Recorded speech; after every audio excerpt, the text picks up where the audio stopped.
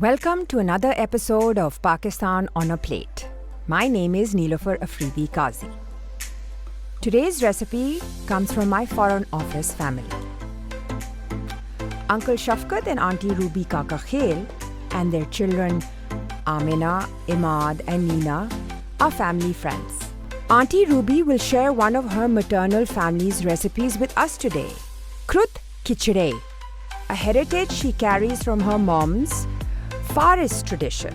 Krut is strained yogurt made from goat's milk or a kind of simple goat cheese which is then dried completely into balls for preservation to be used all year round. Krut means dried in Turkic language and is also used in Pashto in Pakistan. This form of drying cheese is mentioned in Armenian epic poetry, Sansutsi, David, an oral tradition dating back from the 8th century, which was first put into written form in 1873. Chor means dry in Armenian language. Kashik is also mentioned in the 10th century Persian book of poetry, Shahnama. Kushik in Persian means dry, which indicates that the kashak or kishk is prepared through a drying process.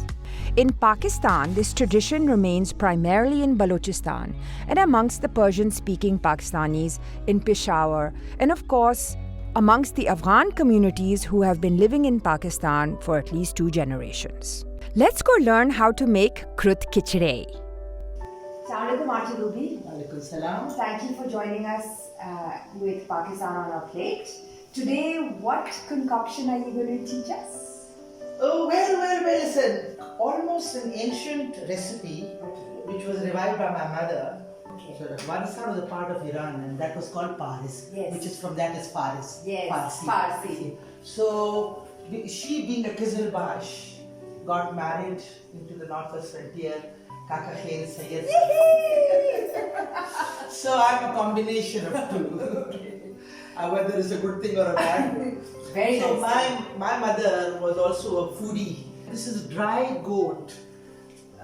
This one, goat cheese. Yes. And in the old days when it used to be very cold and there was no food available in winters, Yes. they relied on that. Yes. Because there was meat, there was dry meat, they dried meat, Yes. and they were all kind, but they didn't have anything else, so they would cook this. So, is it called Krut also in Farsi? Yes, it's called Krut. Kuru. And the Pashto version is Krut. Krut. But it's goat cheese. Okay, it's always goat milk, which has been dried So- into a and cheese. you know how difficult it is to get goat milk. Yes. Unlike any other milk, which is of abundance, goat milk is very little. That's true. And it's got a pungent taste. Yes, I love it. Yeah, I myself love it. Okay. But my mother's version is slightly different. It's cooked with meat to make it a little more, get a little more oomph out of it. And also it's an indication of more wealthy, Wealth. prosperous. And the rice, we use a very specific kind of rice for this. Which is only grown, Yes. which is called mota rice. Yes. And it's Ghatevriji. the Ghatevriji, a Pashto Ghatevriji. That means that the rivers that we have Yes. in the frontier, whether it's Swat, the water it produces on the bank of the rivers. Yes. And somehow this is not like basmati, it's not like the Punjab, That's correct. and it's very sweet. Yes. So Japanese die for it. Yes. They love it. They love it. They love it. And have you heard of the of course, Swat Begami rice? Begami rice Yes. is even better. Yeah, and the Swat rice is the best, and so is Hazara. And which is in the Mansera and Oh my Hakka. God! And it's a family dish where everybody gets together and sit around and eat in this form. It can last for years. Yes. You know, it's dried. It's cut into pieces and then soaked overnight. Yes. And then in the old days they used to do langri and chattu. Yes. But this now we've used the mechanical liquid. So this is the form. This is the form of how it is How it is. overnight. Soft. Koda. And it's just water and the krut, right? Nothing. You don't add anything No else. third thing added. Today's Krut I picked from Quetta Bazaar. You can get Krut in Karachi Company area in Islamabad, in the Afghan stores. They also stock the Iranian version of Krut. Step 1. Soak the Krut balls in a bowl of water overnight. In the morning or a couple of hours into the soaking, crush it into a paste. You may use a blender. Next, soak the rice and lentils for at least an hour before cooking. Step 3. Boil the lentils in 2 cups of water until it's done and set it aside. Next, the mutton may be pre-cooked by boiling it in water for about an hour or cook it directly later raw, which will add about 45 minutes to the overall cooking time. In a medium-sized pan, warm 1/3 cup of cooking oil, add the chopped onions and let them cook until they are a nice caramel brown. After that, add the coriander, turmeric, red chili, spices, stir until fragrant and completely blended. Fragrance is key in cooking in Pakistani food and understanding when the next stage of cooking begins. Add the tomatoes now and continue cooking, making a lovely red sauce. At this point, add the meat. With it, add a 1/3 cup of water and cook. This will take at least 45 minutes if the meat is raw. Stir and watch the sauce and the meat blend together, and as the water dries out, you may add more water if the cooking time is deemed necessary. Now, while the meat is cooking, in another pot, add the pre-cooked boiled lentils,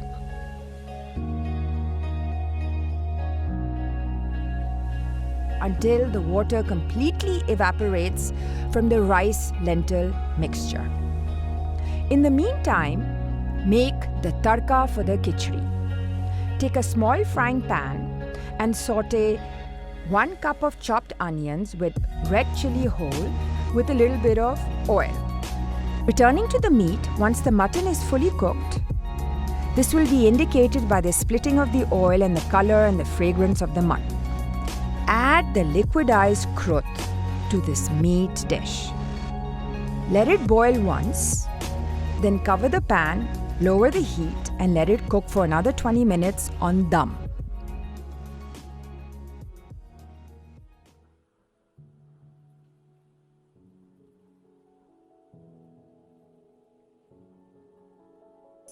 Can you tell us and share a little bit about your Foreign Office experience?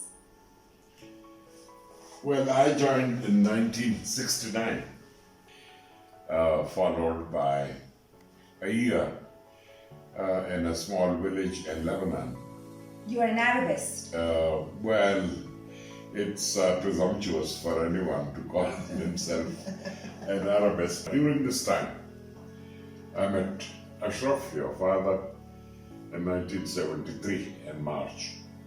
He was coming home for something and I was coming home on leave. Pardon? Do you cook? Do you cook at all?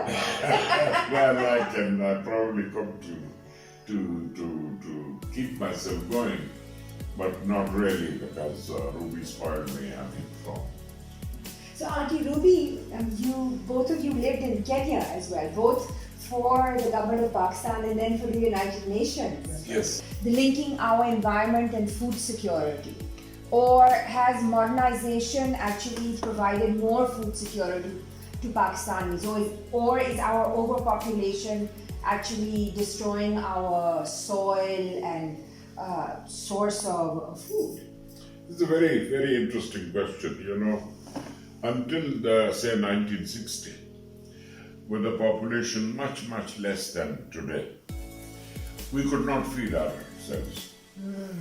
In the 50s, when our population was also in the 50s, 53 million or 55 million, we were dependent on the American wheat head with the help of the so-called agriculture or Green Revolution. That's right. Green Revolution was basically a package that included massive use of chemical fertilizer, which is more effective than natural fertilizer but has its sort of side effects. That's right. Constant experimentation with seeds and creating hybrid seeds which have a lifespan of 6 to 8 years, unlike the natural seeds which have a lifespan of centuries. We can now feed a population of 210 million people. But the water in the rural areas has become fit for human consumption because the fertilizer doesn't fully dissolve into the soil. What we should be doing is to be much more rational about the use of chemical fertilizer, and also to try and use as much of the natural fertilizer, which is the animal fed manure, and a lot of grass. You can ferment it and the composts. The Dutch, I believe, have proved that you can have the same high average per acre growth of grains without the chemical fertilizers. We've bought ourselves food security, but at long-term environmental and costs. Do you think there's any move or understanding of this need to maybe balance or reverse? Very difficult to convince a farmer. You had to demonstrate. We are going through a grim struggle, a grim fight between. So far, our Ministry of Food Security has resisted it. But Monsanto and all these big global businesses, you are talking about a multi-billion dollar business. And without bombs and without weapons.